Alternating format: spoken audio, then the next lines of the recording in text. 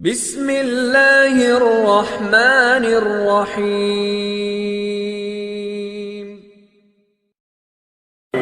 ونستغفره ونؤمن به ونتوكل عليه ونعوذ بالله من شرور أنفسنا ومن سيئات أعمالنا من يهده الله فلا مضل له ومن يضلله فلا هادي له ونشهد أن لا إله إلا الله وحده لا شريك له ونشهد أن سيدنا ومولانا محمدا عبده ورسوله صلى الله تعالى عليه وعلى آله وصحبه وبارك وسلم تسليما كثيرا كثيرا.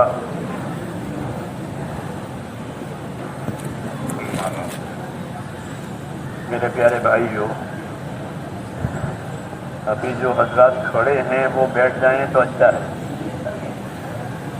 تماشا نہیں بنانا ہے، عمل بنانا ہے. تماشا ہوتا ہے ہمارے لوگ کھڑے بھی دیکھتے ہیں، ادھر بھی دیکھتے ہیں، ادھر بھی، وہ تماشا ہے.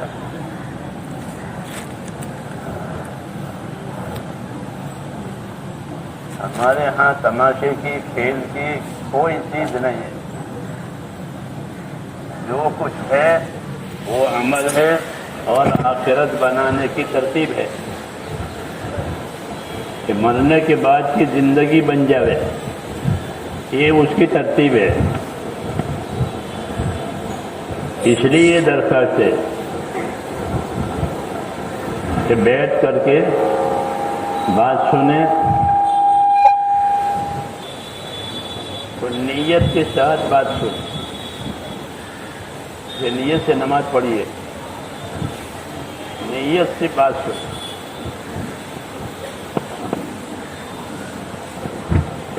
بات سننا یہ کانوں کا عمل ہے، بولنا زبان کا عمل ہے، سننا کانوں کا عمل ہے. ہم سمجھیں اس بات کو کہ اللہ تعالی ہم سے کیسا سننا چاہتے ہیں، سننے والے کیسے ہونے چاہیے، اور ان کو سننے پر کیا دیں گے. اللہ ان کو سننے پر کیا دیں گے، کیونکہ یہ سننا خالی سننے کے لیے نہیں ہے. جیسے گانا ہوتا ہے وہ سننے کے لیے ہوتا ہے، گانا سننے کے لیے ہوتا ہے. یہ ایسا نہیں ہے. اللہ تعالیٰ سننے والوں کو بشارت اور خوشخبری دیتے ہیں. فبشر عباد الذین یستمعون القول ویتبعون احسنہ. یہ فرما رہے ہیں بشارت دیجئے بندوں کو، خوشخبری دیجئے بندوں کو. اللہ چاہتا تو دھمکا کر بھی کہتا کہ خبردار، لیکن ایسا نہیں کہہ رہے ہیں، بلکہ خوشخبریاں دے رہے ہیں. اپنے انعام کی، اپنے اکرام کی، اپنی مدد کی خوشخبری دیتے ہیں کہ اللہ کے انعامات بھی ہوں گے، اللہ کی مدد بھی ہوگی، اللہ کی طرف سے اکرام بھی ہوگا، دعاؤں کی قبولیت بھی ہوگی. یہ سب بشارتیں ہیں، لیکن ان بشارتوں کا تعلق کرنے سے ہے، نہ کرنے کے لیے کوئی جب نہیں کیا تو کوئی بشارت نہیں. اس لیے کہ بشارت دو، خوشخبری دو میرے بندوں کو کہ جو بات سنتے ہیں کیسے سنتے ہیں، یا ارادے کے ساتھ سنتے ہیں. بات ارادے کے ساتھ سنی جائے، بے ارادہ نہ سنی جائے. ارادے کے ساتھ سن کہ سن رہا ہوں بات، اور سن کر کے عمل بھی کروں گا. سن کر کے اپنی ذمہ داری پوری کروں گا جو اللہ کی طرف سے آئی ہے. اس کو سننا کہتے ہیں. تو ان کے لیے کہا یہ کہ بشارت دیجیے بندوں کو جو ہماری بات کو سنتے ہیں، وہ سن کر کیا کرتے ہیں. آج رواج ہے کہ کوئی بات کر رہا ہو کیا اسے ٹیپ کر لو، اور یہ کافی نہیں ہے. یہ یاد رکھو کہ دین جو اترا ہے وہ مشینوں کے لیے نہیں اترا ہے، دلوں کے لیے اترا ہے. یہ ہاں، اگر مشینوں کے لیے ہوتا تو حضور صلی اللہ علیہ وسلم کو اللہ سب سے بڑا مشین دیتے کہ ساری دنیا میں قیامت تک بات پھیلتی رہے. بہت بڑی غلطی ہے یہ کہ دین مشینوں میں نہیں، دل کہاں؟ دلوں میں. جو بات دلوں میں ہوگی وہ قبر میں جائے گی، یاد رکھو. جو بات دلوں میں ہوگی وہ قبر میں جائے گی. ایمان ہوگا تو ایمان قبر میں جائے گا، کفر ہوگا کہ کفر اس کی قبر میں جائے گا، نفاق ہوگا تو نفاق اس کی قبر میں جائے گا، شرک ہوگا شرک اس کی قبر میں جائے گا.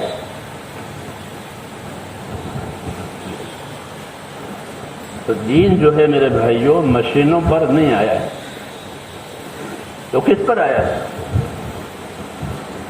کہ تو دلوں کے لیے آیا ہے.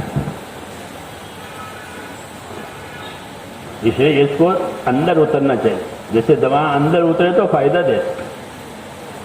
آپ جیب میں دوا رکھیں، شیشی میں دوا رکھیں، الماری میں رکھیں، کیا ہوتا ہے؟ کچھ نہیں، نمائش ہے، دکھاوا ہے. تو دوا کہاں جانی چاہیے؟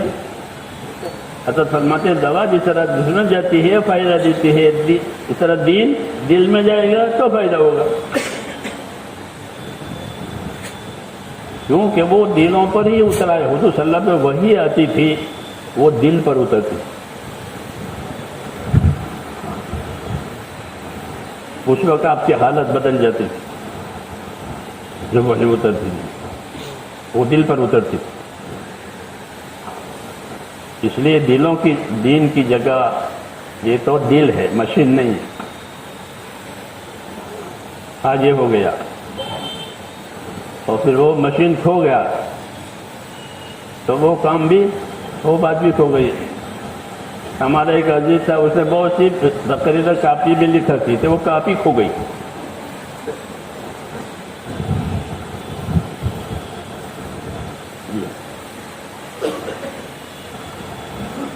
اس لیے یہ بات یاد رکھو کہ دلوں کے لیے دین اترا ہے. ایمان دل میں ہوتا ہے، سچائی امانت داری یہ بھی دل میں ہوتی ہے، جھوٹ اور بے ایمانی یہ بھی اندر ہوتی ہے.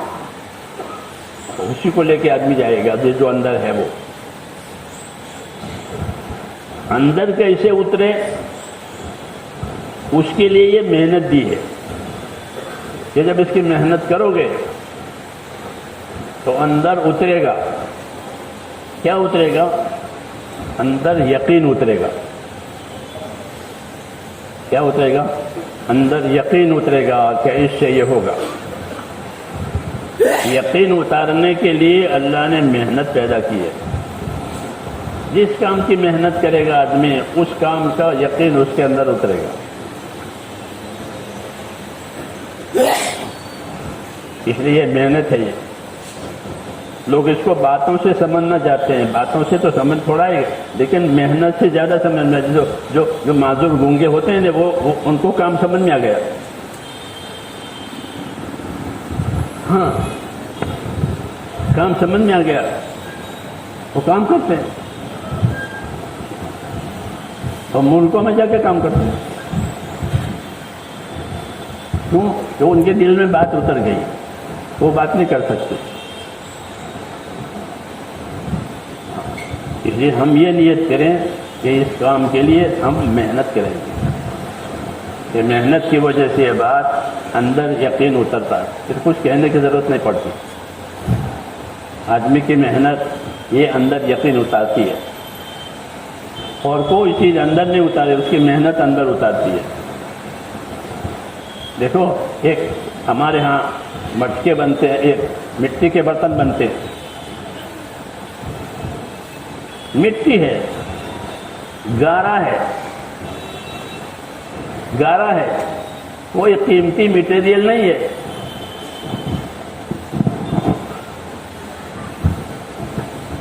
کوئی قیمتی مٹیریل نہیں ہے، گارا ہے، لیکن اس نے اپنی محنت اس پر لگائی.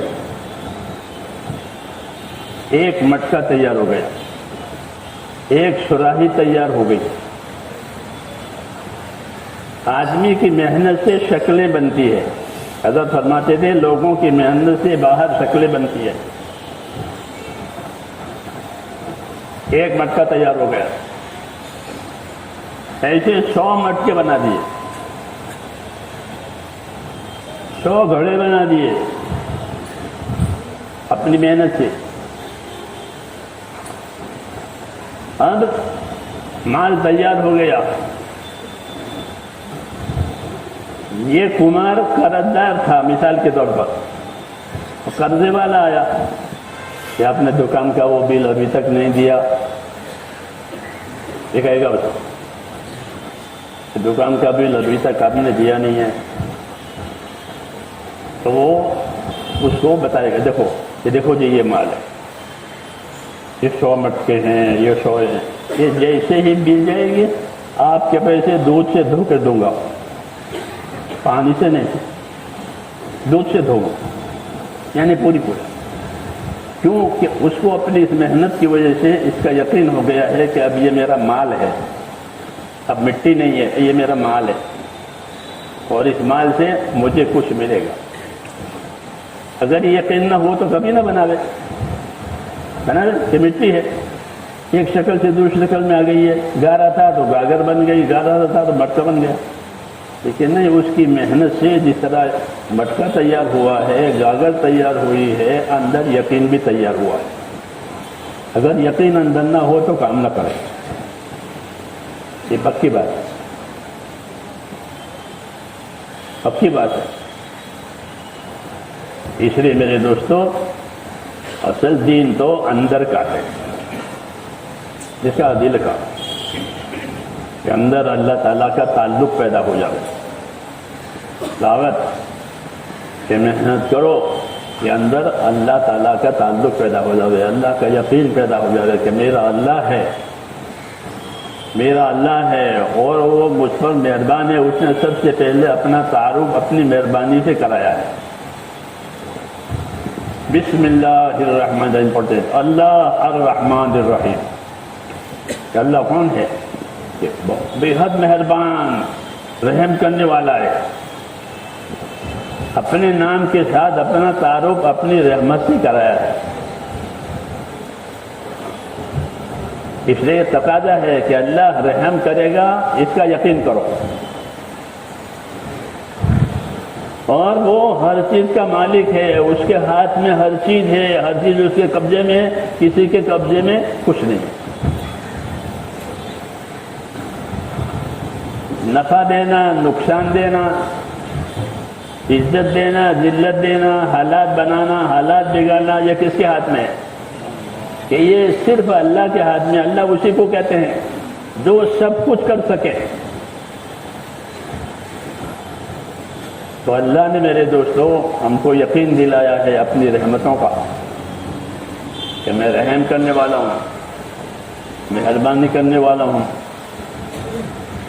اور دلیل کہ تم کو روزی دیتا ہوں، تم کو حیات دیتا ہوں۔ اللہ روز زندگی دیتے ہیں، روز نیا دن آتا ہے ہمارا، ایک ایک دن کا ویزا ملتا ہے، ایک ایک دن کا ویزا ملا۔ آج کا ویزا ملا ہے، صبح کے پتہ نہیں صبح کا، اس لیے مسنون دعا ہے، الحمدللہ الذی احیانا بعد ما اماتنا والیہ النشور۔ یہ دعا کب پڑھتے ہیں؟ کب پڑھتے ہیں؟ جب نیند سے اٹھے، جب شکر ادا کر رہے ہیں دعا میں، اے اللہ تیرا شکر ہے کہ مجھ کو تو نے موت کے بعد زندہ کر دیا، کیونکہ موت اور نیند ایک سی ہے۔ جی ہاں، آدمی مر جاوے تو اس کا مال اس کے وارث لے لیتے ہیں، آدمی سو جاوے تو اس کا مال چور لے لیتے ہیں۔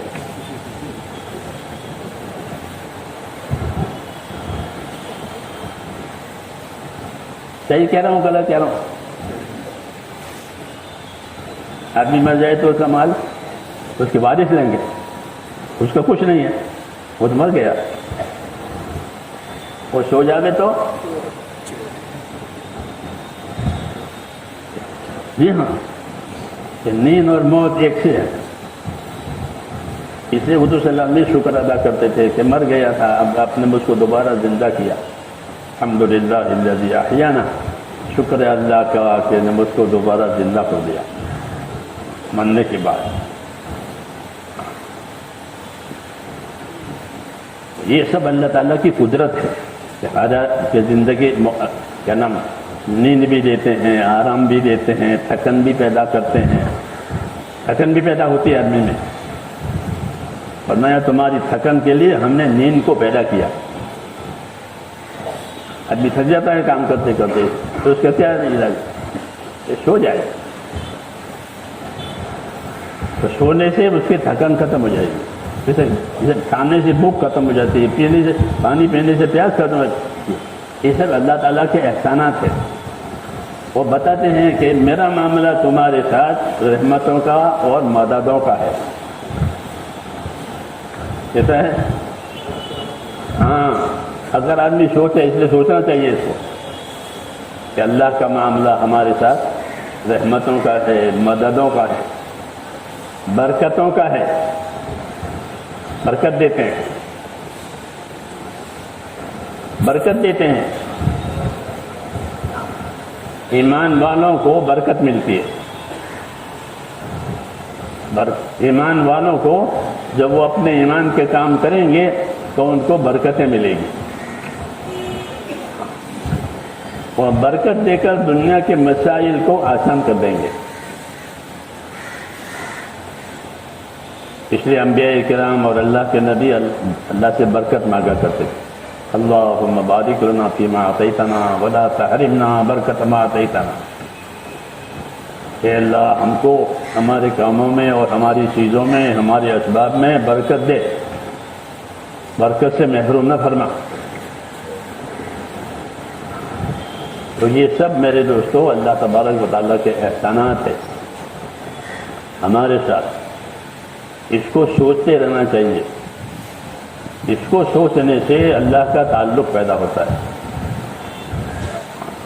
اللہ کے احسانات کو، اللہ تعالیٰ کی نعمتوں کو، اس کو سوچنے سے اللہ کا تعلق پیدا ہوتا ہے.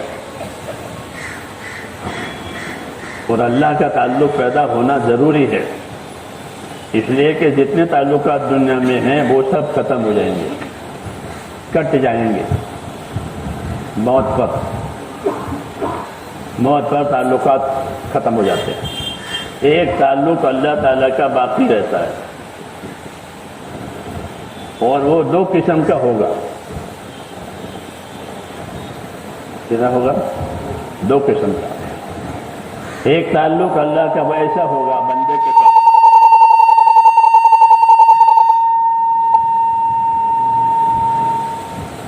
کہ اللہ اس سے راضی ہے، رضا کا تعلق. جیسے رشتہ دار ہوتے ہیں، بعض رشتہ دار ناراض ہوتے ہیں، بعض رشتہ دار راضی ہوتے ہیں. اس طرح ہم دو تعلق ہوتے ہیں. ایسے بندوں کے اللہ سے دو تعلق ہوتے ہیں. ایک تعلق کہ اللہ راضی ہے، اللہ خوش ہے ان کی زندگی گزارنے سے. اور ایک تعلق ہے کہ اللہ ان سے ناراض ہے کیونکہ انہوں نے اللہ تعالیٰ کو ناراض کیا. یہ دونوں تعلق ہوتے ہیں. اور ہر آدمی یہ تعلق لے کر کے اللہ کے پاس جاتا ہے. اسے دو قسمیں ہو جاتی ہے، دائیں والے اور بائیں والے،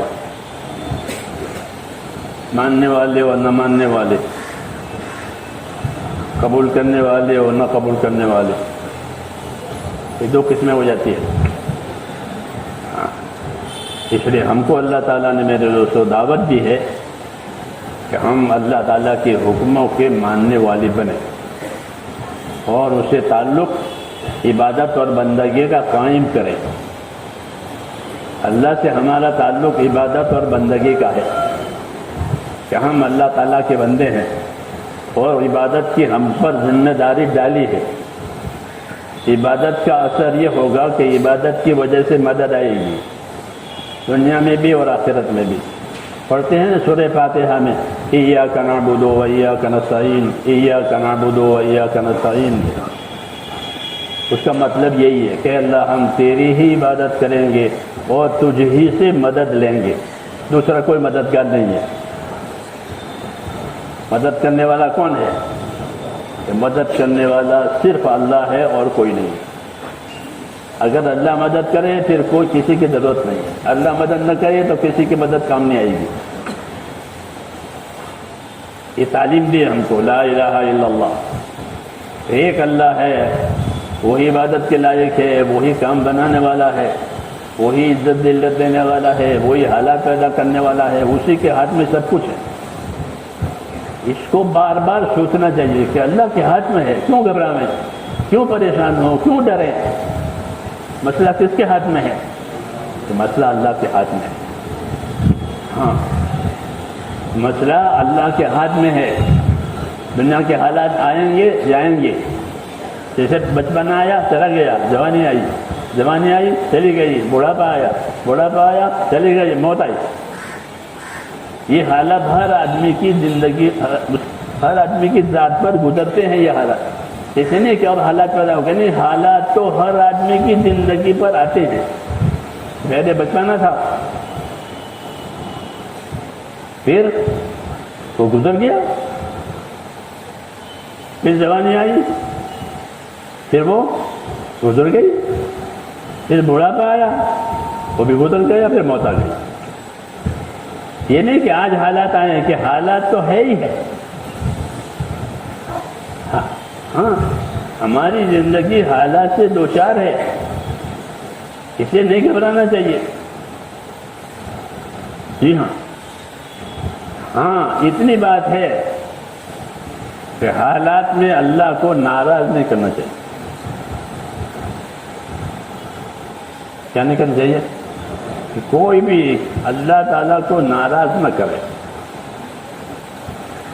اللہ ہم کو اس سے ڈراتے ہیں کہ دیکھو میری ناراضگی سے بچو، وَيُحَذِّرُكُمُ اللَّهُ نَفْسَهُ وَاللَّهُ رَءُوفٌ بِالْعِبَادِ، کہ اللہ تمہیں اپنی ذات سے چوکنا کرتے ہیں، خبردار خدا کے گناہ میں مت آؤ، خدا کے قصور میں مت آؤ، تاکہ اللہ ناراض نہ ہو۔ اللہ ناراض نہیں ہے اور اللہ راضی ہے کہ آدمی کامیاب ہو گیا، کیونکہ اس کے ہاتھ میں سب کچھ ہے۔ اس لیے اللہ تعالیٰ نے ہم کو اپنی قدرت دکھائی ہے، آسمانوں کو قدرت سے بنایا، زمینوں کو قدرت سے بنایا، پہاڑوں کو قدرت سے بنایا۔ جی ہاں، پہاڑوں کو قدرت سے، کتنی بڑی مخلوق ہے پہاڑ۔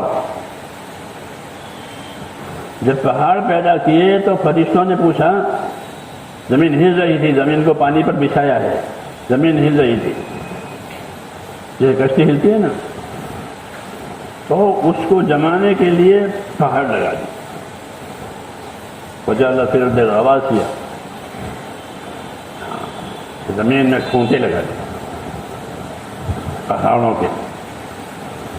قدرت ہے یہ کہ زمین بنائی اور زمین پر دو چیزیں بنائی، ایک پہاڑ بنائے اور پہاڑ سے پانی، پہاڑوں سے ندیاں نکلتی ہے، تو ایک چلنے بہنے والی مخلوق بھی پیدا کی اور ثابت رہنے والی مخلوق بھی پیدا کی، دونوں۔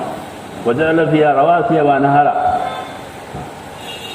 جو نہر ہے پانی سے پہاڑوں سے اترتی ہے، وہ تو میلوں تک جاتی جا کے کسی سمندر میں گرتی ہے، اور جو پہاڑ ہیں اپنی جگہ سے ہلتے نہیں ہیں۔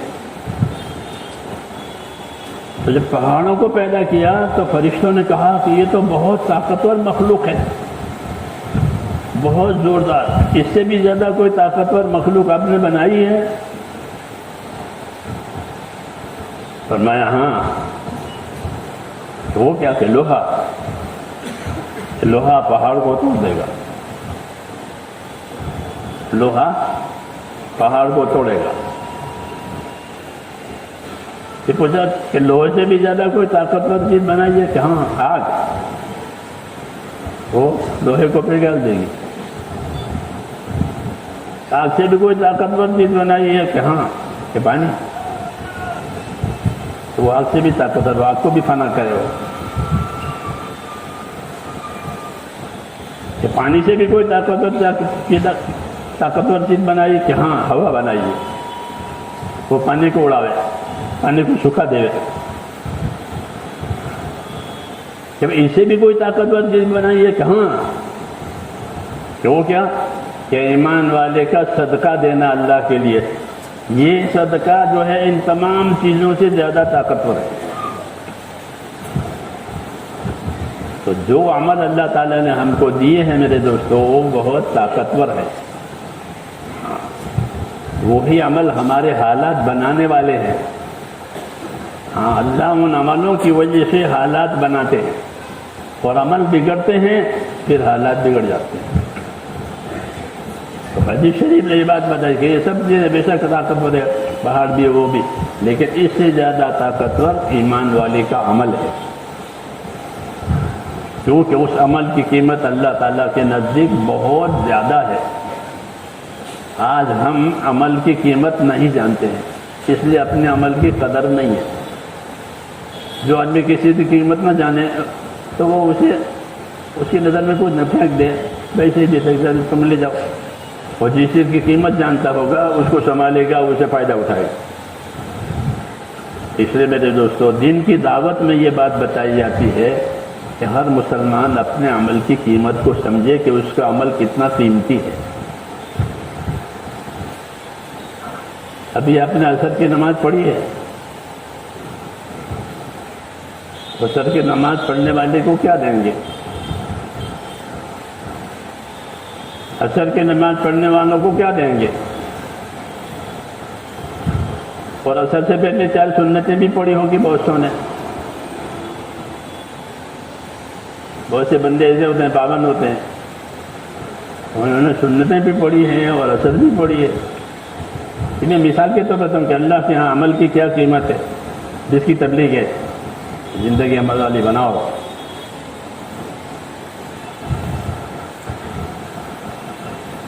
عصر کی نماز پڑھی، فرمایا من صد البردین دخل الجنہ، جو عصر فجر کی پابندی کرے وہ جنت میں جانے والا ہے، کیونکہ عصر مصروفیت کا وقت ہے، فجر آرام کا وقت ہے۔ اپنے آرام میں سے نکل کر، اپنی مصروفیت میں سے نکل کر ان 2 نمازوں کو ادا کرے تو وہ جنت میں جانے والا ہے۔ کہ عصر کی سنتیں بھی پڑھی ہے 4 رکعت،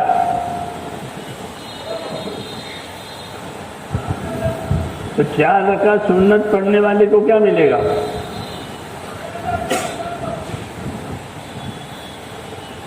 4 رکعت سنت پڑھی، کہتے ہیں 4 رکعت عصر سے پہلے سنت پڑھنے والوں کو رسول صلی اللہ علیہ وسلم نے دعا دی ہے، رحم اللہ عمران صلی قبل العصر 4، اللہ اس بندے پر رحم کرے جو عصر سے پہلے 4 رکعت سنت پڑھے، تو ان کو روز نبی کی دعا ملتی ہے۔ یہ مثال ہے کہ اپنے عمل کی قیمت جاننا ضروری ہے۔ اس لیے کہتے ہیں لوگوں سے کہ اللہ کے راستے میں پھرو اور اللہ ہم کو کیا دینے والے ہیں یہ سنو۔ فضائل میں یہ بات بتائی جاتی ہے کہ عصر سے پہلے 4 رکعت سنت پڑھے اس کو حضور صلی اللہ علیہ وسلم کی رحمت کی دعا ملے۔ لوگ کہتے ہیں ہمارے لیے دعا کرو، ہمارے لیے دعا کرو، حضور صلی اللہ علیہ وسلم کی دعا روز ملتی ہے۔ کس کو؟ کہ جو عصر سے پہلے 4 رکعت سنت پڑھے، واجب تو نہیں ہے لیکن اس کو پڑھنے والے کو ضرور رحمت کی دعا حضور صلی اللہ علیہ وسلم ملے گی۔ آپ صلی اللہ علیہ وسلم نے اپنی امت کے لیے رحمت کی دعا کی کہ امت میں جو بھی بندہ عصر سے پہلے پڑھے 4 رکعت اس پر اللہ تو رحم فرما، روز رحمت کی دعا ملتی ہے۔ یہ عملوں کی قیمت کی بات میں نے کہی ہے کہ آدمی جیسے لوگ اپنی چیزوں کی قیمت جانتے ہیں، اس لیے چیزوں کو سنبھالتے ہیں، چیزوں کو بڑھاتے بھی ہیں۔ ہاں، آج دنیا میں چیزیں بڑھ رہی ہے، قیامت کی نشانی ہے مال بڑھ جائے گا، مال پھیل جائے گا۔ کیوں کہ لوگوں کے سامنے مال کی قیمت آئی، ہر آدمی یہ سوچتا ہے میں مالدار ہو جاؤں۔ ہاں، ہر ایک کا یہ ولولہ ہے کہ میں مالدار ہو جاؤں، حالانکہ میرے دوستو کام مال سے نہیں بنتا، کام تو اللہ کی قدرت سے بنتا ہے. اس لیے ہم کو مال نہیں بلکہ ایمان کی دعوت دی. لا الہ الا اللہ، کہ اللہ ہے تمہارے ساتھ، اللہ تمہارا کام بنانے والا ہے، اللہ تمہاری مشکلات کو تم سے زیادہ جانتا ہے، اللہ تمہاری ضرورتوں کو بھی تم سے زیادہ جانتا ہے. اس لیے اپنا تعلق اللہ سے بڑھاؤ. جب اللہ ساتھ ہو جائیں گے پھر کوئی مسئلہ ہی نہیں ہے. کیوں کہ وہ قدرت سے آپ کے کام بنائیں گے، قدرت سے اپنی مدد کریں گے. اللہ کو اسباب کی ضرورت نہیں ہے. اس لیے میرے دوستو ہم کو دین کی نعمت دی ہے. دین ہونے کی وجہ سے اللہ ہمارے ساتھ ہوں گے کہ اللہ قدرت سے کام بنائیں گے. اللہ نے تمام نبیوں کے کام قدرت سے بنائے ہیں. وہ مال لے کر نہیں آتے، طاقت لے کر نہیں آتے، کوئی دوسری، وہ اللہ کی دعوت، اللہ کا دین اور اس کا کام لے کر آتے ہیں، اور پھر ان کے کام دعاؤں سے بنتے ہیں. آج بھی یہی بات ہے کہ ہم کو ایک کام دیا ہے، جب وہ کام ہوگا تو اس کام کی وجہ سے پھر اللہ تعالیٰ کی مدد آئے گی. ہاں، اللہ کا وعدہ سچا ہے اور اللہ کی قدرت ایسی ہے کہ وہ اپنے کام بنانے میں کسی کا محتاج نہیں. اس لیے اللہ تعالیٰ نے اپنی قدرت سے بڑے بڑے کام بنائے ہیں، بڑے بڑے کام بنائے قدرت سے. زمین آسمان تو ہم دیکھ ہی رہے ہیں جو قدرت سے بنے ہوئے ہیں، پھر ان کو چلا رہے ہیں. جی ہاں، چلا رہے ہیں برابر. سورج کی ترتیب، چاند کی ترتیب برابر پیدا کر رہے ہیں، اور پیدا کر کے تمام ضرورتیں دے رہے ہیں، آنکھوں کے، کانوں کے، ہاں جانوروں کو، انسانوں کو بھی. یہ تو قدرت ہماری ہے، ہمارے ساتھ ہے. ایسے میرے دوستوں جب دین آئے گا تو پھر عمل کی وجہ سے قدرت ساتھ دے گی. پہلی قدرت تو سب کے لیے ہے. اللہ کو مانے تو نہ مانے تو اللہ روزی بھی دیں گے، آنکھیں بھی دیں گے، کان بھی دیں گے، وہ سب کے لیے. دوسرا نمبر قدرت کا کہ وہ عمل پر دیں گے، کہ اللہ تعالیٰ ایمان پر بڑی مدد دیں گے. میں ایمان والوں کے ساتھ ہوں، میں ایمان والوں کے ساتھ ہوں.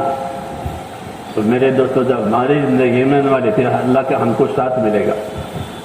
اللہ ہمارے حالات اپنے قدرت سے بنائیں گے. تھوڑے اسباب میں زیادہ کام ہو جائیں گے. جی ہاں، تھوڑی زندگی میں زیادہ عمل ہو جائے گا. کیوں کہ قدرت نے ساتھ دیا ہے، قدرت نے ساتھ دیا ہے. زندگی میں برکت آئی ہے تو زندگی تھوڑی اور کام زیادہ کر دیا برکت کی وجہ سے. بعض بزرگ ہمارے ایسے گزرے ہیں کہ ان کی عمر 40 سال تھی، لیکن انہوں نے کام 80 سال کا کیا ہے. جی ہاں، عمر 40 سال کی ملی اور کام 80 برس کا. کیا بات ہوئی کہ ان کی عمروں میں برکت ہو گئی. اور اللہ تبارک و تعالیٰ میرے دوستو ایمان کی وجہ سے اور دین کی وجہ سے مددوں کا اور برکتوں کا معاملہ کرتے ہیں. اس لیے دعوت یہ ہے کہ دین کی محنت کے ذریعے سے اپنے عمل کو بناؤ، اپنے ایمان کو ایسا بناؤ کہ جو ایمان ہمیں اللہ سے ڈراوے. ایسا ایمان بنانا ہے کہ جو ہمیں اللہ سے ڈراوے. جی ہاں، جب اللہ سے ڈراوے گا ہمارا ایمان تو پھر نافرمانی نہیں کرے گا آدمی. رسول صلی اللہ علیہ وسلم اللہ تعالیٰ سے اپنا ڈر مانگتے تھے کہ اللہ مجھے اپنا ڈر دے. ہاں، ہم ان باتوں سے بے خبر ہیں. کیوں کہ جو آدمی ڈرتا ہے وہی اپنا بچاؤ کرتا ہے. جو ڈرتا نہیں ہے، کہ چھوٹا بچہ وہ ڈرتا نہیں ہے، یہاں ہاتھ لگایا وہاں ہاتھ لگایا اور پھر پریشان ہو گیا. ہاں، چاقو سے کھیلنے لگا اور چاقو سے انگلیاں کٹ گئی.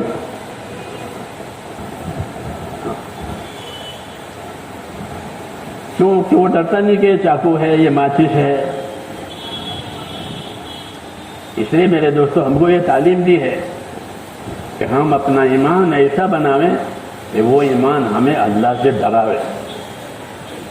جتنا بندہ اللہ سے ڈرتا ہے اتنا وہ اللہ کی رحمتوں سے قریب ہوتا ہے. اس لیے حضور صلی اللہ علیہ وسلم اللہ کا ڈر مانگتے تھے کہ اللہ مجھے اپنا ڈر ایسا عطا فرما کہ وہ مجھے تیری نافرمانی تک جانے نہ دے. جیسے کنویں سے ڈوبنے کا ڈر ہے تو کنویں کے پاس نہیں جاتا آدمی، اپنے بچے کو بچا لے گا، یہاں ڈوب جائے گا، پانی ہے. ایمان سیکھنے کا یہ مطلب ہے کہ اللہ کے راستے میں ایمان سیکھو. ایمان سیکھ کا کیا مطلب ہے؟ مجھے کوئی ڈگری ہے کہ نہ، اللہ کی باتیں سنو، خوف کی، رحمت کی، اور پھر عمل کرو، اور پھر اللہ سے خوف مانگو کہ مجھے اپنا خوف دے. جب خوف دے گا تو پابند ہو جائے گا. ڈرنے والا پابند ہوتا ہے، نہ ڈرنے والا آوارہ ہوتا ہے. اس لیے حضور نے تعلیم دی ہے کہ اپنا ایمان پیدا کرو، اور ایمان پیدا کرنے کا مطلب یہ ہے کہ اللہ سے اپنا خوف مانگو کہ اللہ مجھے اپنا خوف دے کہ میں تیری نافرمانی نہ کروں. کیونکہ نافرمانی کرنے سے اللہ ناراض ہوتے ہیں، اور ناراض ہو کر حالات بگاڑ دیتے ہیں. حالات بگاڑ دیتے ہیں. پھر کوئی کتنی حیثیت والا ہو، کتنی طاقت والا ہو، اگر اللہ اسے ناراض ہے اللہ اس کے حالات بگاڑ دے. لیکن ایک دم حالات نہیں بگاڑتے، بلکہ پہلے اپنی بات پیش کرتے ہیں. یہ دستور ہے اللہ تعالیٰ کا کہ ہم، اللہ فرماتے ہیں ہم سمجھائے بغیر سزا نہیں دیتے. یہ دستور ہے، میری بات سمجھ رہے ہیں نہیں؟ اللہ کا دستور ہے. فرماتے ہیں ہم پہلے سمجھائیں گے، بات پہنچائیں گے، اس کے بعد معاملہ ہوگا سزا وجہ کا. اس لیے اللہ تعالیٰ اپنے دین کی بات، اپنے کام کی بات بندوں تک پہنچاتے ہیں. نبیوں کے ذریعے سے نوح علیہ السلام نے 950 سال تک بات پہنچائی. 950 سال تک تبلیغ کی. کتنے چلے ہو گئے 950 سال کے؟ تو انبیاء کرام تو سالوں کے حساب سے کام کرتے تھے. تم لوگ تو دنوں کے حساب سے کام کرتے ہو. تمہیں 40 دن لگائے، تو وہاں سالوں کا حساب ہے اللہ کا، یاد رکھو. جی دونوں 950 سال تبلیغ کی. کام ہے تو اللہ تعالیٰ نے دیا ہے، عمل ہے جو اللہ نے دیا ہے. سمجھ میں آئی نا بات؟ جب وہ عمل صحیح ہو جاتا ہے تو اللہ تعالیٰ سب سے پہلے اپنا کام سمجھاتے ہیں، اپنا کام پہنچاتے ہیں، بات پہنچاتے ہیں. اگر بات اس نے قبول کر لی تو یہ خوش نصیب ہے، آگے عمل کی رہے، راستہ آسان کرے گا. پھر اور چلے گا تو اور راستہ آسان ہوگا، پھر اور چلے گا تو اور راستہ آسان ہو جائے گا، یہاں تک کہ موت تک آسانیاں آتی رہے گی. یہ اصول ہے. اور بات نہیں مانی، سمجھ میں بھی آئی ہے کہ صحیح یہی ہے، صحیح راستہ ہے، لیکن نہیں کرتے. تو اب کیا ہوگا کہ اب حالات بگڑیں گے. سب سے پہلے پریشانیاں آسمان سے دلوں میں اترتی ہے. یہ یاد رکھو کہ دلوں کا تعلق اوپر سے ہے، بدن کے باقی حصوں کا تعلق نیچے سے ہے. دل ایک ایسا حصہ ہے بدن کا کہ اس کا تعلق اوپر سے، نیچے سے نہیں. آپ کو کمر میں درد ہوئی، آپ نے کوئی گولی کھائی، کوئی اور پلا تو کمر میں آرام ہو جائے گا. لیکن کسی کا دل پریشان ہے تو کوئی دوا نہیں ہے دوا کہ دل کی پریشانی کا یہ انجیکشن ہے، یہ ڈوز ہے، ایسا.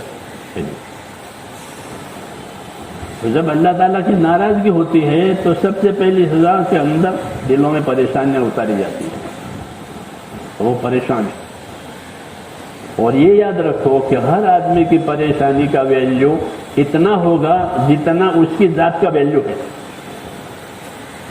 ایک آدمی لکھپتی ہے تو اس کی پریشانی بھی اتنا ہی وزن کی آئے گی. ایک آدمی کروڑ پتی ہے تو اس کی پریشانی کہ اسی کے حساب سے آئے گی، کیونکہ وہ آسمان سے آتی ہے. سمجھ میں آئی نا بات؟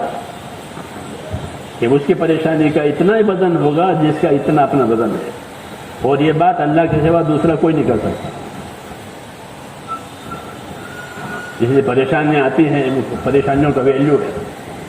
حکومت والے پریشان، تجارت والے پریشان، ہنر والے پریشان. ہاں، ایسا نہیں ہے کہ اللہ تعالیٰ کے پاس طاقت نہیں ہے. جی ہاں، لیکن سزا ایک دم نہیں کرتے ہیں. یہ دستور ہے، پہلے اپنی بات پہنچائیں گے، صحیح بات بتائیں گے کہ دیکھو یہ کرنا ہے، یہ نہیں کرنا ہے. لیکن نہیں لی بات، بس آزاد ہے. تو اب یہ ہوتا ہے کہ اب دلوں میں پریشانیاں پڑے گی. اب دل پریشان ہے، میں کیا کروں، دل پریشان. اور ہر جیسے میں نے کہا نا، ہر آدمی کی پریشانی کا اتنا ہی وزن اور ویلیو ہوگا جس کا اتنا اپنا ویلیو ہوگا. اگر کوئی ملک کا حاکم ہے تو اس کی پریشانی اسی کے بتا. فرعون نے جب موسیٰ علیہ السلام کی بات نہیں مانی اور یوں کہا کہ میں ملک کا مالک ہوں، اچھی بات ہے. اللہ تعالیٰ نے مصر کے ملک پر پانی بند کر دیا اوپر سے. اب پانی نہیں ہے اور برسوں تک پانی نہیں. ایک نہیں کہ ایک سال کا قحط. وَلَقَدْ أَخَذْنَا آلَ فِرْعَوْنَ السِّنِينَ. اب اوپر سے پانی بن گئے. اب کیا کرے گا ملک اور ملک کا مالک؟ لوگ کہتے تھے پانی میں، کیونکہ وہ اپنے آپ کو کہتا تھا کہ میں خدا ہوں، میں ملک کا مالک ہوں. تو پھر پانی کہاں سے جائے گا؟ یہ مثال ہے، کیونکہ وہ مالک ملک کا بنا ہوا ہے تو اس کی پریشانی کا ویلیو اسی کے مطابق. یہ پورا ملک پانی نہ ہونے کی وجہ سے پریشان ہے. یہ مثال ہے. قرآن کریم کی باتیں سمجھنے کی ہے میرے، تو قصے سننے کے نہیں. اور یہ سب معاملہ اللہ ہر زمانے میں کرے گا، ہر زمانے میں کرے گا. جس زمانے میں بھی لوگ اللہ سے بغاوت کریں گے تو جیسے وہ پہلے سزا دینے پر قادر تھا، آج بھی قادر ہے. آج بھی قادر ہے. اس لیے پہلے پریشانیاں دلوں میں ڈالی جاتی ہے. اب دل پریشان ہے، میں کیا کروں؟ تو فرعون پریشان تھا پانی کی وجہ سے کہ پانی نہیں ہے اور کوئی علاج نہیں ہے. کوئی علاج نہیں ہے، پانی اوپر سے بند ہے. تو ہمیشہ دنیا داروں کا یہ طریقہ ہوتا ہے کہ جب وہ پریشان ہوتے ہیں وہ اب کوئی علاج نہیں تو چلو دینداروں کے پاس، وظیفہ بتاؤ، تعویذ بتاؤ، کوئی عمل بتاؤ، کوئی دعا دو. یہ طریقہ دنیا داروں کا ہے، آج بھی ہے، پہلے سا. جتنی غلط چیزیں ہیں وہ پہلے جو تھی وہ آج بھی ہے. یہ نہ مٹنے والے کام کردار ہیں، یہ مٹتے نہیں، یہ ہر زمانے میں چلتے ہیں.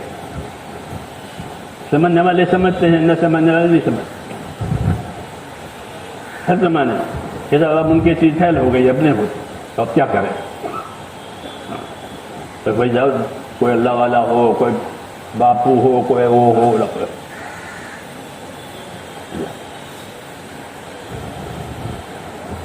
تو آپ کیا کریں؟ موسیٰ علیہ السلام کی بات تو مانی نہیں. موسیٰ علیہ السلام نے ملک مصر میں اللہ کی بات پھیلائی، اللہ کے بندوں کو اللہ کی طرف بلانے کا کام چلایا. تو اس نے دھمکی دی موسیٰ علیہ السلام کو کہ موسیٰ یا تو یہ بات چھوڑو یا پھر ہم تم کو بند کریں گے.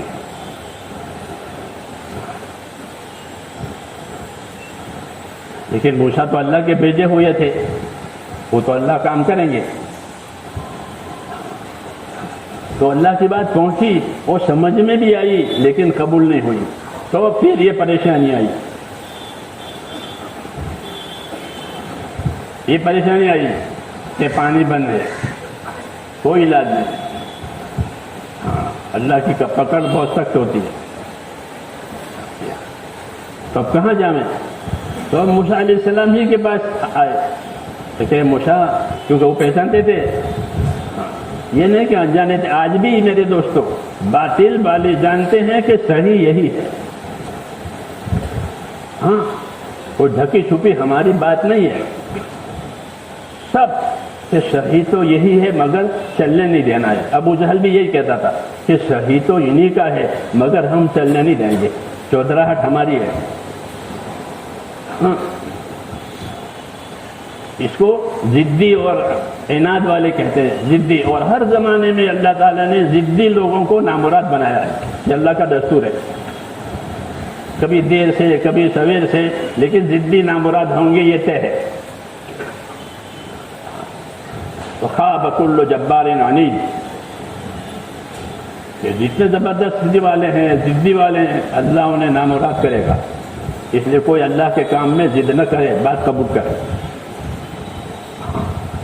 اللہ کا فیصلہ زبردست ہوتا ہے، کوئی اپیل نہیں ہوتی. تو پانی بند ہو گیا، اب کہاں جائیں؟ تو موسیٰ علیہ السلام کے پاس آئے. تو جانتے تھے یہ موسیٰ اللہ کا نبی ہے اور یہ دعا کرے گا تو کام بنے گا. یہی دنیا داروں کا طریقہ، میں نے کہا ان کا طریقہ یہی کہ اب چلو کسی کے پاس کوئی تعویذ ملے، کوئی دعا درود. نبی ہوتا ہے، نبی کرم موسیٰ علیہ السلام نے دعا مانگی، پانی برس گیا، کام ہو گیا. جب کام ہو گیا تو اب بات قبول نہیں کی اور یوں کہا کہ ہمارے ملک میں مصر میں تو پہلے سے خوشحالی تھی، اچھے حالات تھے، جب سے تم لوگ آئے ہو تب سے ہمارے ملک کے حالات بگڑ گئے ہیں. قالوا انا تطیرنا بک، یہ قرآن شریف میں ہے. کیونکہ مصر ایک خوشحال ملک ہے، چاول کی پیداوار، روئی کی پیداوار، یہ جغرافیائی بات میں کر رہا ہوں، بہت ہوتے آج بھی. وہاں کا کاٹن اور وہاں کے چاول مشہور ہے. جیسے ہندوستان کھیتی کا ملک ہے، وہ بھی ایسے. کیونکہ ہم تو بہت خوشحال تھے، تمہاری وجہ سے یہ ہوا تھا. ان کو قصورا بنایا. یہی طریقہ ہوتا ہے ہر زمانے میرے دوستوں. لیکن اللہ کہ اللہ اپنے فیصلے پر غالب اور قادر ہے، وہ ہوگا جو اللہ چاہے گا. کبھی نہیں گھبرانا چاہیے، کبھی نہیں گھبرانا چاہیے. جتنی حیثیتیں زمین کی بر لوگوں کی ہے، تجارت کی ہے، زراعت کی ہے، حکومت کی ہے، اللہ کے سامنے وہ ایک انڈے کی حیثیت رکھتی ہے. جب چاہیں گے اللہ توڑ دے گا. انڈا توڑنے میں کیا دل لگے؟ اور اللہ چاہے گا تو اس میں سے بچہ پیدا کر دے گا. اللہ حیات موت کا مالک ہے. ایسے ہی جتنی حیثیتیں دنیا میں ہیں لوگ اس پر فخر کرتے ہیں، اللہ کی نظر میں وہ ایک انڈے سے زیادہ حیثیت نہیں ہے. ہاں لوگوں کے سامنے وہ بڑی حیثیت ہے، بڑی طاقت ہے. اللہ کے سامنے وہ ایک انڈا ہے، اللہ اسے توڑ کے رکھ دے گا جب ناراض ہوگا. اور راضی ہوگا تو پالے گا اس کو، اور اس میں جو بچہ پیدا ہوگا بڑا پرندہ بنے گا. ہاں حیات موت دینا کس کے ہاتھ میں ہے؟ حالات بنانا کس کے ہاتھ میں ہے؟ یہ سکھایا ہے ہم کو کہ جب تمہارا اللہ تم سے راضی ہوگا تمہارے حالات اپنی قدرت سے بنائے گا، نہیں تو اپنی قدرت سے حالات بگاڑیں گے. دلوں میں پریشانی آئے گی، اگر توبہ نہیں ہوئی تو اسباب میں پریشانی آئے گی. یہ طریقہ ہے، یہ طریقہ ہے کہ دل کی پریشانیوں کا علاج توبہ کرنا ہے، واپس آنا ہے اللہ کی طرف. موسیٰ علیہ السلام یہی کہتے تھے اسے کہ تو توبہ کر، یہ حالات ٹھیک ہو جائیں گے. وہ بات مانی نہیں اپنے غرور میں. آج بھی یہی بات ہے کہ حال بگڑ گیا ہے کہ توبہ کرو، اللہ سے معافی مانگو، اپنا راستہ جو غلط ہو گیا اسے واپس آؤ. یہ سب کو ہے تو کہ اللہ نے جس طرح اپنی قدرت سے بگاڑا ہے اپنی قدرت سے بنائے گا. تمہیں کچھ کرنے کی ضرورت نہیں ہے، اللہ کریں گے بشرطے کہ اس کا حق ادا ہو جائے. حضور صلی اللہ علیہ وسلم فرماتے تھے کہ من اصلح ما بینہ وبین اللہ اصلح اللہ ما بینہ وبین خلقہ، کہ جو لوگ اپنا اور خدا کا معاملہ ٹھیک کر لیں گے تو اللہ ان کا اور مخلوق والا معاملہ ٹھیک کر دے گا. یہ قاعدہ کلیہ ہے. جو لوگ اپنا اور خدا کا معاملہ ٹھیک کر لیں گے تو اللہ ان کا اور مخلوق والا معاملہ ٹھیک کر دے گا. جی ہاں، ایک ہی راستہ ہے، ایک ہی اللہ ہے، ایک ہی فیصلہ ہے. اللہ کا کوئی شریک نہیں ہے، اس کے جیسا اور کوئی نہیں ہے، اور اس کے فیصلے کو کوئی بدل نہیں سکتا ہے. اس لیے ہم کو میرے دوستو ایمان کی محنت میں اللہ کی طرف متوجہ کیا کہ تم اللہ کی طرف متوجہ ہو جاؤ، پھر کیونکہ پھر اللہ تعالیٰ تمہارے لیے اپنی مددوں کے بھی دروازے کھولیں گے، اپنی برکتوں کے بھی دروازے کھولیں گے، دعاؤں کی قبولیت بھی آئے گی، سب چیزیں آئے گی۔ کیوں کہ ساری چابیاں اللہ کے ہاتھ میں ہیں، سارے خزانے اللہ کے ہاتھ میں ہیں۔ اللہ چاہیں گے تو کھولیں گے، اللہ نہیں چاہے تو نکلیں گے۔ ایک ہی بات ہے۔ اس لیے میرے بھائیوں، یہ محنت جو ہماری ہے وہ ایک تو اپنی آخرت بنانے کے لیے ہے کہ اس محنت کے ذریعے سے اپنی آخرت بناؤ۔ موت کے بعد کی زندگی، حضور صلی اللہ علیہ وسلم نے فرمایا کہ اللہ نے دنیا کو تمہارے لیے پیدا کیا ہے اور تم کو آخرت کے لیے پیدا کیا ہے، تم کو آخرت کے لیے پیدا کیا ہے۔ اسے آخرت بنانی ہے، کیونکہ مرنا ہے، پھر موت کے بعد واپس آنا نہیں ہے، وہ ہمیشہ ہمیشہ کی ہے۔ موت کے بعد ہمیشہ ہمیشہ کا معاملہ، جو ملا وہ ہمیشہ کے لیے۔ رسول صلی اللہ علیہ وسلم نے قسم کھا کر یہ بات فرمائی تھی کہ میں خدا کی قسم کھا کر کہتا ہوں کہ آدمی کے مرنے کے بعد یا تو وہ جنت میں جانے والا ہے یا دوزخ میں جانا ہے، تیسری جگہ نہیں ہے۔ اس لیے ہر آدمی سوچے کہ میں نے موت کے بعد کی زندگی لے کیا ہے۔ ہماری یہ محنت اسی کے لیے کہ موت کے بعد کی زندگی بن جائے، اس کو سیکھیں۔ آخرت کا علم ہم کو دیا ہے، قرآن، حدیث، صحابہ کے حالات، یہ آخرت کا علم ہے۔ اس سے آخرت بنے گی، جیسے دنیا کے علم سے دنیا بناتے ہیں لوگ، اس سے آخرت بنے گی۔ اس لیے کہتے ہیں کہ اللہ پر ایمان اور اللہ کی عبادت کے ساتھ اللہ کا دین سیکھو، اللہ والا علم سیکھو تاکہ آخرت بنانا آ جائے۔ جس کی آخرت بنے گی اس کی دنیا بھی بنے گی، کیونکہ دنیا سایہ ہے، آخرت اصل ہے۔ جیسے درخت کا سایہ ہوتا ہے، اگر درخت ہرا بھرا ہے اوپر سے تو یہاں سایہ پڑے گا، اور وہ ہرا بھرا نہیں ہے تو نہیں پڑے گا۔ دنیا سایہ ہے، بدلتا رہتا ہے، اور آخرت اصل ہے۔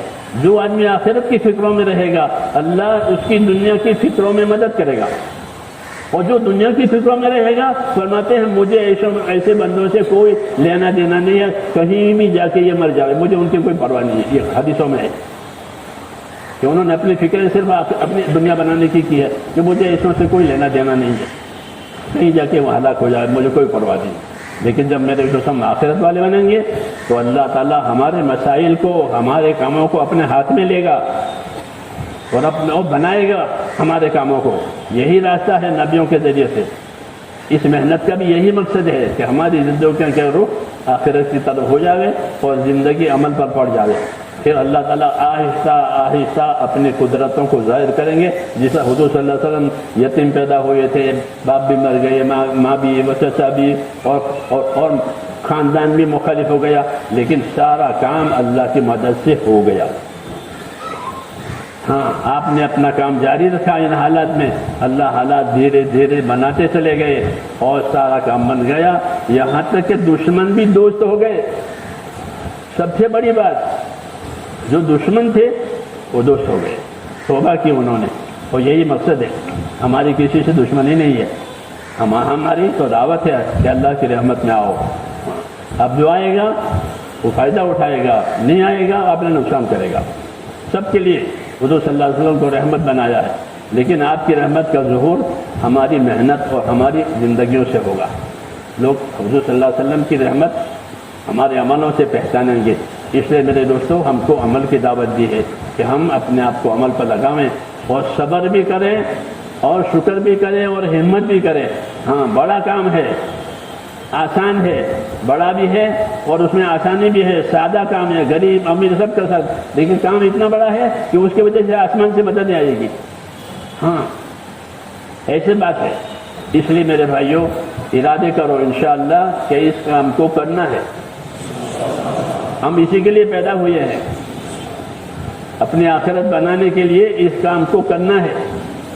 ہماری ذمہ داری ہے اپنے ذات کو دیندار بنانا، اپنے ماحول کو دیندار بنانا، اور سارے عالم میں دین جاوے اس کا راستہ بنانا۔ یہ تین کام ہیں۔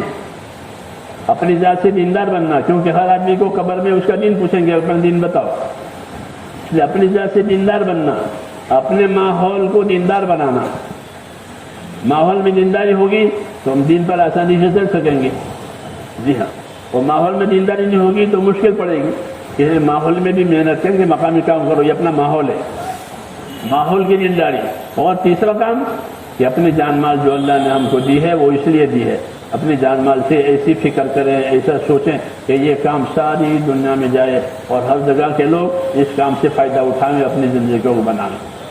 تین کام: اپنی ذات سے دیندار بننا، اپنے ماحول کو دیندار بنانا، اور سارے عالم میں دین پہنچے اس کی فکر کرنا، اس کو سوچنا، اس کی ترتیبیں بنانا۔ اسباب مسلمانوں کو اپنے دین کا کام کرنے کے لیے دیے ہیں، پہلے نمبر میں دین کا کام کرے تو اللہ اس اسباب میں برکت دے گا۔ جو اسباب اللہ پر لگیں گے، اللہ کے دین پر لگیں گے، اس میں برکت ہوگی۔ اس لیے حضور فرماتے تھے کہ مجھے یہ ڈر نہیں ہے کہ تم محتاج فقیر ہو جاؤ گے، کام یہ ایسا ہے کہ برکتیں آئے گی، ہاں برکتیں آئے گی، حالات میں بہتری آئے گی۔ اس سے کیوں اللہ راضی ہیں، جب اللہ راضی ہیں حالات بنا لیں گے۔ اس لیے میرے بھائیوں اس کے ارادے فرماؤ کہ انشاءاللہ یہ کرنا ہے، خود بھی اور دوسروں کے بعد جا کر کے دوسروں سے بھی کرانا ہے، مسجدوں کو آباد کرنا ہے، جان مال کو امانت سمجھنی ہے۔ تو اس کے لیے تیار ہے؟ کون کون تیار ہے بتاؤ؟ ہمارے ہاں ہاتھ نہیں اٹھتے، قدم اٹھتے ہیں۔ دنیا میں ہاتھ اٹھاتے ہیں اور گنتے ہیں، یہ طریقہ ہمارا نہیں ہے، بے بنیاد ہے۔ قدم اٹھے، جیسے نماز کی اذان ہوئی تو قدم اٹھے گا، دعوت پر قدم اٹھتے ہیں ہمیشہ، اذان پر قدم اٹھیں گے مسجد کی طرف، اور دین کی دعوت پر کہ قدم اٹھیں گے اللہ کے راستے کی طرف۔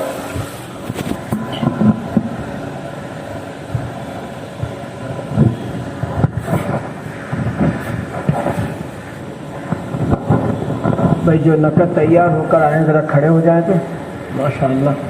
نقد کون تیار ہے؟ جو کھڑے ہو جاؤ، پہلے سے بھی آئے، ابھی بھی تیار ہوئے ہیں،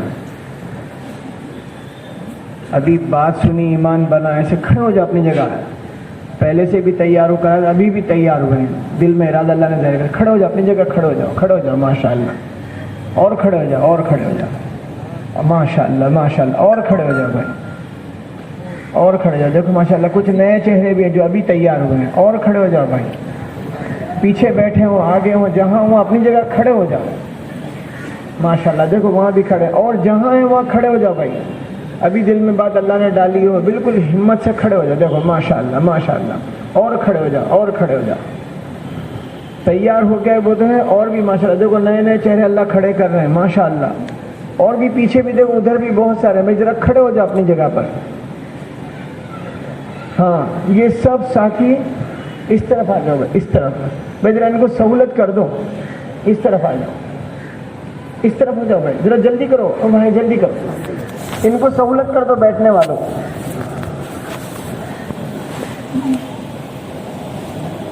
بتا دوں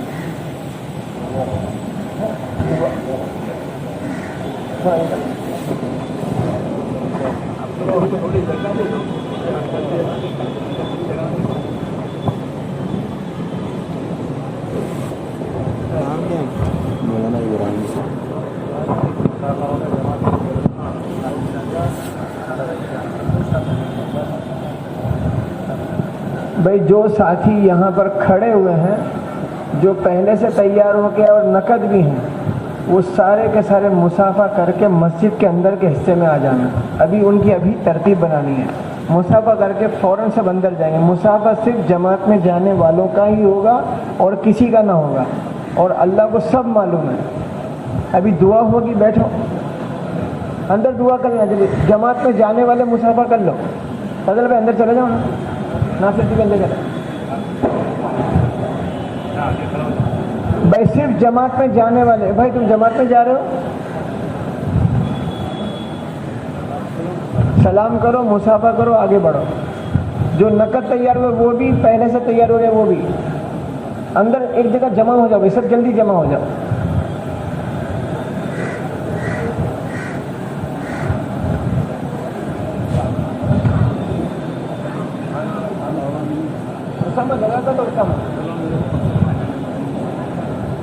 بھائی ان کو آنے کی سہولت کر دو،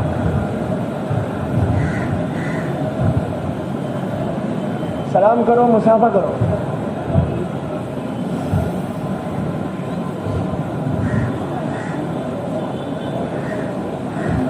بھائی جو 3-4 دن کے بعد بھی جماعت میں جانے والے ہیں، پکے ہیں کچے، جو بھی جماعت میں جانے والے جلدی اپنی جگہ کھڑے ہو جاؤ اور جلدی سے اندر جمع ہو جاؤ. اندر جماعت کے ساتھ دکھاؤ، جماعت کے ساتھ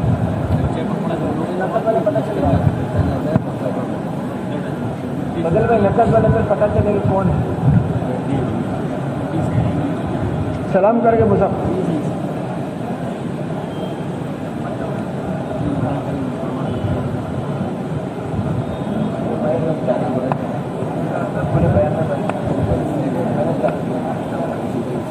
پورے بیان میں بیٹھ پورے بیان میں بیٹھ ابھی چاہتے ہیں کھڑے ہو تو میں نے چلا بھائی تم لوگ جماعت میں جا رہے ہو.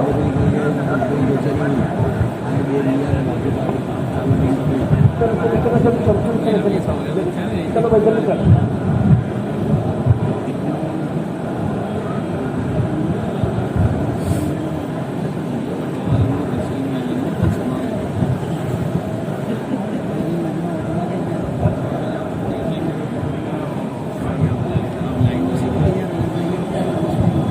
تو اب دعا ہوگی، دعا کے بعد کوئی ساتھی مسافے کے لیے آگے نہ بڑھے، نماز کی تیاری میں لگ جائے.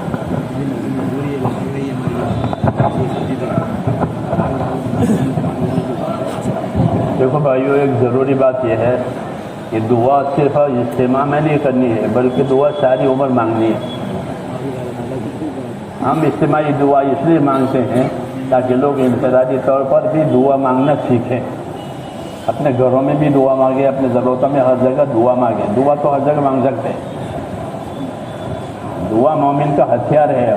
سب سے بڑی مدد تو دعاؤں سے ملتی ہے، اس لیے کہ محنت کر کے دعا والے بنو، پھر تمہارا کام دعاؤں سے بنے گا. یہ فرمایا تمہارا کام دعاؤں سے بن جائے گا. بزرگ یہ فرماتے تھے بارش آئے گی دعا سے، بیماری دور ہو جائے گی دعا سے، قرض سب دعا سے بنے گا. جب دعا والے بنے تب. یہ کام ایسا ہی ہے. اس لیے کام بھی کرو اور اللہ سے مانگا کرو. کوئی بھی نا امید نہ بنے. 1 مرتبہ مانگے، 10 مرتبہ، 100 مرتبہ مانگے. دعا تجربہ ٹرائی کرنے کے لیے نہیں کرنی ہے، بلکہ دعا تو اپنی حاجت پوری کرانے کے لیے اللہ تعالیٰ سے مانگتے ہی رہنا ہے. کبھی جلدی دے دیتے ہیں، کبھی کسی حکمت سے دیر سے بھی دیتے ہیں، لیکن دعا کا سلسلہ ختم نہیں ہونا چاہیے. دعا عبادت بھی ہے، حاجت بھی ہے. دعا عبادت بھی ہے. دعا مانگنے سے ثواب ملتا ہے، جیسے نماز پڑھنے سے ثواب ملتا ہے. دعا ہماری حاجت بھی ہے اور اللہ کی عبادت بھی ہے. اس کو سمجھنا ہے. درود شریف پڑھو. اللهم صل وسلم وبارك على سيدنا محمد النبي الأمي وعلى آله وأصحابه أجمعين. ربنا إننا آمنا فاغفر لنا ذنوبنا وقنا عذاب النار. اللهم اغفر لي ولوالدي واغفر يا رب لجميع المؤمنين والمؤمنات والمسلمين والمسلمات الأحياء منهم والأموات ولإخواننا الذين سبقونا بالإيمان ولا تجعل في قلوبنا غلا للذين آمنوا ربنا إنك رؤوف رحيم. اللهم اشرح صدورنا للإسلام. اللهم حبب إلينا الإيمان وزينه في قلوبنا وكره إلينا الكفر والفسوق والعصيان. اللهم اجعلنا من الراشدين. اللهم اجعلنا من الراشدين. اللهم اجعلنا من الراشدين. اللهم اقبل بقلوبنا إلى دينك وأقبل بقلوب جميع المسلمين إلى طاعتك. ربنا لا تزغ قلوبنا بعد إذ هديتنا وهب لنا من لدنك رحمة إنك أنت الوهاب. ربنا أرنا الحق حقا وارزقنا اتباعه وأرنا الباطل باطلا وارزقنا اجتنابه. يا حي يا قيوم برحمتك استغيث. أصلح لنا شأننا كله ولا تكلنا إلى أنفسنا طرفة عين ولا تنز منا صالح ما أعطيتنا. اللهم آتنا أفضل ما تؤتي عبادك الصالحين وآتنا أفضل ما تؤتي الناس من المال والأهل والولد غير ضال ولا مضل. اے اللہ ہماری مغفرت فرما. اے مولا ہم پوری کی پوری امت تیرے دین احکامات کے بارے میں گنہگار ہیں۔ اے اللہ ہم کو اپنے گناہوں کا اقرار ہے، اپنی کوتاہیوں کا اقرار ہے، اپنی کمی کوتاہی کا اقرار کے ساتھ آپ کی معافی کی درخواست کرتے ہیں۔ اے اللہ ہماری مغفرت فرما دیں، پوری امت کی مولا پوری مغفرت فرما، پوری امت کی پوری مغفرت فرما، امت پر سے اپنی ناراضگی کو اٹھا لے اے مولا، پوری کی پوری امت کو اے اللہ اپنے رضا والے راستے پر ڈال دے۔ اے اللہ موت تک اخلاص اور استقامت کے ساتھ ہم سب کو تیرے حکموں پر جمنے والا بنا دے۔ اے اللہ موت تک جمنے والا بنا دے، مرنے کا وقت آوے تو اے اللہ حسن خاتمہ نصیب فرما، شوئے خاتمہ سے حفاظت فرما، موت اور مابعد موت میں ہمارے لیے برکت مقدر فرما، موت کے بعد کی ہلاکتوں سے حفاظت فرما، موت کے بعد آنے والی رحمتوں سے ابدی طور پر ہم کو مالا مال فرما۔ اے اللہ پریشان حالوں کی پریشانیوں کو دور فرما، محتاجوں کی مدد فرما، بیماروں کو شفا عطا فرما۔ اے اللہ جو جس پریشانی میں ہے اپنے کرم سے اس کی پریشانیوں کو دور فرما دے اور رحمت اور راحت کا معاملہ فرما، اور جس کام کے لیے اللہ ہم کو آپ نے پیدا فرمایا ہے ایک ایک امتی کو اس کام کی توفیق عطا فرما، ایک ایک امتی کو اپنے دین کے کاموں کے لیے قبول فرما، اور دین کی جتنی محنتیں ہو رہی ہیں، جتنی دینی خدمتیں ہو رہی ہیں، ان تمام محنتوں کو قبول فرما، ان تمام خدمتوں کو قبول فرما، اس کے برکات کو ظاہر فرما اور اپنی مدد شامل حال فرما۔ اے اللہ اپنی مدد شامل حال فرما۔ اللہم انصر من نصر دین محمد صلی اللہ علیہ وسلم واجعلنا منہم۔ اللہم اید الاسلام وانصارا، اللہم اید الاسلام وانصارا، اللہم اید الاسلام وانصارا، واذل الشرک واشرارا، اللہم اذل الشرک واشرارا، اللہم انا نجعلک فی نحورہم ونعوذ بک یا رب من شرورہم۔ اللہم من اراد بالاسلام خیرا وبالمسلمین خیرا فوفقه كل خیر، ومن اراد بالاسلام شرا وبالمسلمین شرا اللہم اکفناہم بما شئت، اللہم اکفناہم بما شئت، اللہم اکفناہم بما شئت۔ اے اللہ ہماری اور پوری امت کی پوری پوری حفاظت فرما، جانوں کی، مالوں کی، ابرو کی، دین کی، ہر چیز کی حفاظت فرما۔ اے اللہ ہر چیز میں برکت عطا فرما، عمروں میں برکت عطا فرما۔ اے اللہ ہمارے مالوں میں اور اسباب میں برکت عطا فرما، حلال پاک روزیوں کے دروازے کھول دے، حرام کے رزق سے اے اللہ ہماری حفاظت فرما، قرض داروں کے قرضے اتار دے، بیماروں کو شفا عطا فرما دے، جو جس دشواری میں اس کی دشواری کو آسان فرما دے، جنہوں نے دعاؤں کے لیے کہا لکھا ہے یا اللہ ان کی جائز مرادیں پوری فرما، اے اللہ ان کی مرادیں پوری فرما، اس میں ان کے لیے برکت مقدر فرما، آسانیاں مقدر فرما۔ اے اللہ جب مرنے کا وقت تو ایمان پر خاتمہ نصیب فرما، ہمارے لیے جنت الفردوس کا فیصلہ فرما، آخرت کے حساب کتاب کو آسان فرما، اور ہر خیر جو حضور صلی اللہ علیہ وسلم نے مانگی ہے وہ ہمیں بھی عطا فرما، اور جن شر فتنے سے پناہ چاہیے ان تمام شر فتنے سے ہماری اور امت کی حفاظت فرما۔ صلی اللہ تعالی علی خیر خلق محمد۔ سبحان ربک رب العزۃ عما یصفون۔